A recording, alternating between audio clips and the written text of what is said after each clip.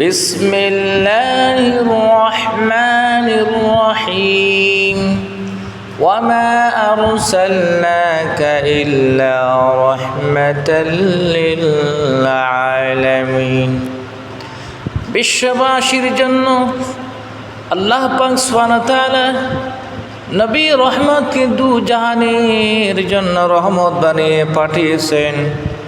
সেই রহমত রবিউল আউয়ালের 12 তারিখ সোমবার সুবহে সাদেকের সময় পৃথিবীকে আলোকিত করেছেন। নবীজি সাল্লাল্লাহু আলাইহি ওয়াসাল্লাম এবং তার সাহাবায়ে কেরাম কি ছিলেন আল্লাহর কোরআনে কারীমে আল্লাহ পাক বয়ান করেছেন, মুহাম্মাদুর রাসূলুল্লাহি ওয়াল্লাযীনা মাআহু আশিদ্দাউ আলাল কুফফার। মুহাম্মাদুর রাসূলুল্লাহ এবং তার সাথী সঙ্গীগণ পরস্পর ছিলেন সদয় এবং কুফফারদের বেলায় ছিলেন কঠোর।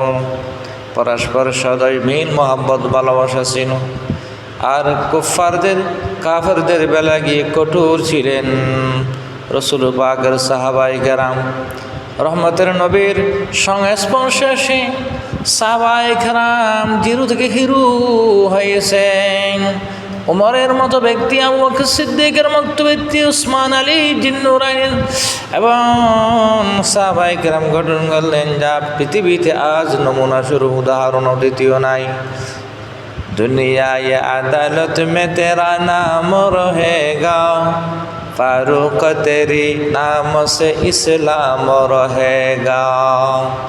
दुनिया ये सदाकत में तेरा नाम रहेगा, सिद्दीक तेरी नाम से इस्लाम रहेगा। পৃথিবীকে আল্লাহ তাআলা পুনরায় জীবন দান করলেন রহমত দিয়ে নবীজি সাল্লাল্লাহু আলাইহি ওয়াসাল্লামকে পাঠিয়ে। নবীজি সাল্লাল্লাহু আলাইহি ওয়াসাল্লামকে তায়েফের ময়দানে আঘাত করা হয়েছিল। আল্লাহর হাবিবের কাছে জিবরাইল এসে বললে, ইয়া রাসূলুল্লাহ, আপনি বদদুয়া করুন, আল্লাহ পাক আমাকে পাঠিয়েছেন তায়েফকে আমি উপরে তুলে মাটির সাথে মিশিয়ে ধ্বংস করে দিব। আর রাসূল পাক সাল্লাল্লাহু আলাইহি ওয়াসাল্লাম বদদুয়া করেন নাই, তিনি বললেন, আল্লাহুম্মা ইহদি কওমি ফাইন্নাহুম লা ইয়ালামুন। আল্লাহ তাআলা আমার এই জাতিকে কমকে আপনি হেদায়েত করুন। আমি যে রাসূল, আমি যে নবী, তারা জানে না। তারা যদি জানতো এইভাবে আমাকে কষ্ট দিত না।